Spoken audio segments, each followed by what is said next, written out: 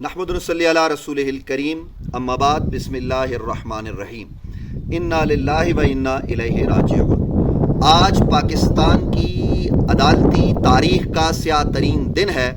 آج کے دن chief justice کی سربراہی میں قائم 3 رکنی بینچ نے ایک فیصلہ سنایا۔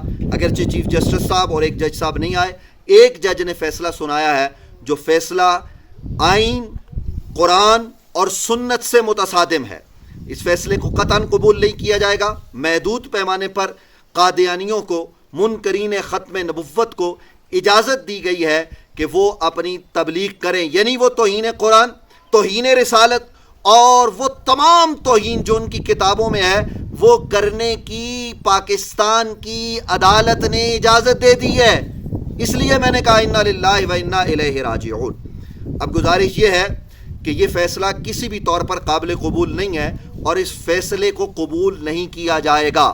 یہاں اسلامیان پاکستان اپنے نبی کی ختم نبوت کے لیے اپنا تن، من، دھن سب کچھ قربان کرنے کو ہر لمحہ، ہر لحظہ، ہر آن تیار ہیں۔ کل بھی تیار تھے، آج بھی تیار ہیں۔ 1900 میں دنیا نے دیکھا جب تاجدار گولڈہ سیدنا پیر مہر علی شاہ رحمۃ اللہ تعالی علیہ کی قیادت میں فتنہ قادیانیت کی سرکوبی کے لیے لاہور وہ پہنچے، علماء اور مشائخ تمام، اور قادیانی سامنے نہیں آیا۔ پھر 1974 میں پاکستان کی قانون ساز اسمبلی نے انہیں غیر مسلم اقلیت قرار دیا۔ وہ اپنے آپ کو اقلیت نہیں مانتے، اور قادیانی اس طرح کی اقلیت نہیں کہ جیسے دوسری اقلیتیں۔ یہاں میں یہ بھی عرض کرنا چاہتا ہوں کہ فی الفور اس فیصلے کی مذمت کرتے ہوئے 1900 کی طرح، 1974 کی طرح ایک تحریک برپا کی جائے۔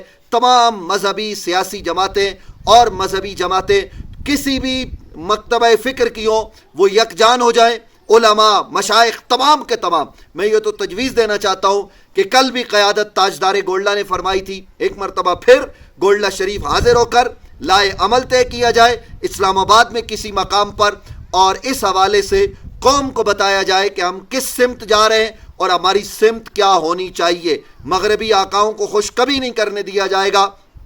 چیف جسٹس ہو یا کوئی اور بڑے سے بڑا عہدیدار ہو، کوئی بھی رسول اللہ صلی اللہ علیہ وآلہ وسلم کی ذات سے بڑھ کر نہیں ہے۔ اس حوالے سے ہمیں بھرپور کردار ادا کرنا ہوگا۔ اور قادیانی جو اگر تبلیغ کرتے ہیں اور اس کے نتیجے میں کوئی مسلمان، اللہ نہ کرے قادیانی ہو، تو وہ مرتد ہوگا۔ اس کے لیے اب پاکستان کے قانون میں باقاعدہ جو مرتد کی سزا ہے شریعت میں، اس کے لیے بھی اب ہمیں کوشش اور کاوش کرنی ہوگی، میدان عمل میں آنا ہوگا۔ علماء کو، مشائخ کو تمام، اور اس کے علاوہ جو سیاسی جماعتیں ہیں، جو پارلیمان ہے پاکستان کی، صوبائی اسمبلیاں ہیں، قومی اسمبلی ہے، سینٹ ہے، وہاں پر بھی یہ تمام کے تمام لوگ مسلمان ہیں، انہیں اپنا کردار فی الفور ادا کرنا چاہیے۔